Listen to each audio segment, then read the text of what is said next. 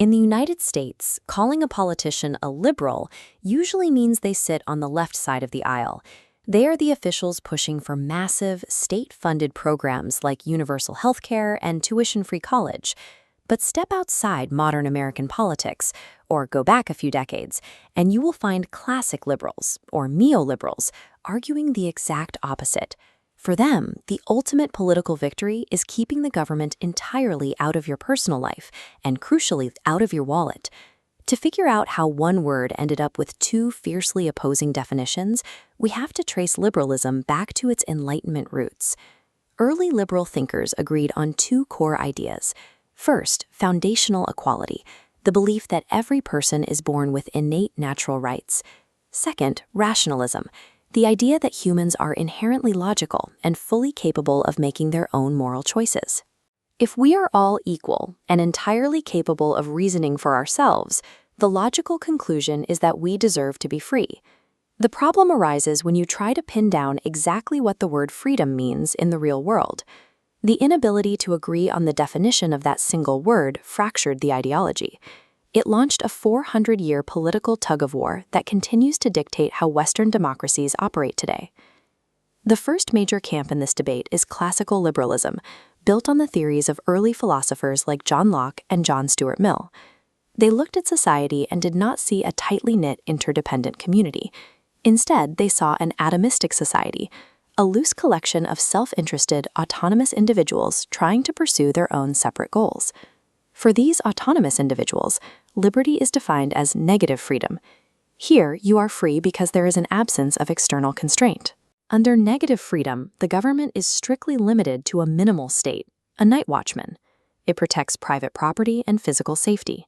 Beyond that, it gets out of the way. Mill summarized this with his harm principle.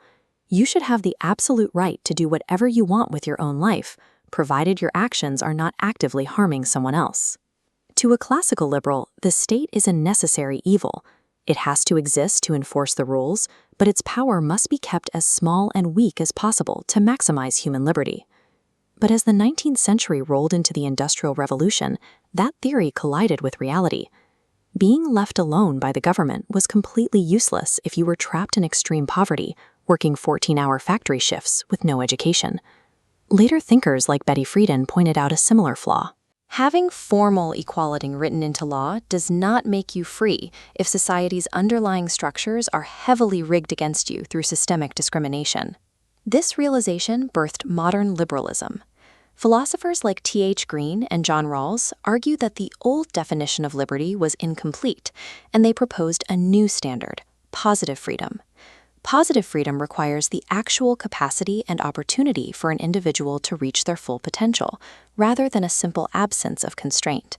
To prove this, Rawls created a thought experiment called the Veil of Ignorance. He asked people to design a society without knowing their own future race, gender, or wealth. Lacking that knowledge, you would logically design an enabling state. You tax wealth to fund education and hospitals, guaranteeing a fair baseline for everyone.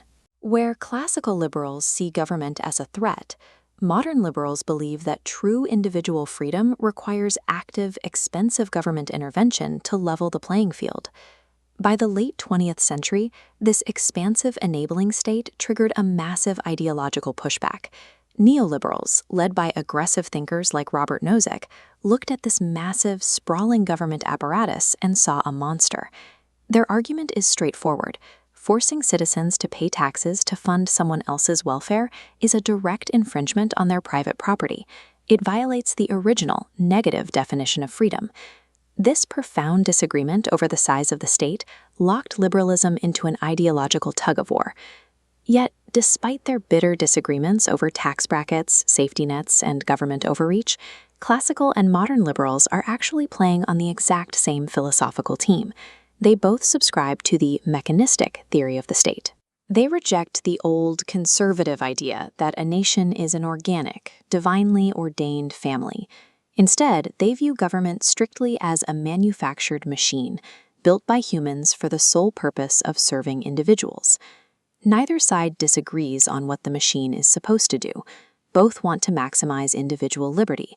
They just vehemently disagree on how those gears and levers should be calibrated to get there. So the next time you hear a furious political debate over school funding, about healthcare mandates, or marginal tax rates, listen closely. You're watching the latest round of a 400-year-old argument over exactly what it takes to make a human being truly free.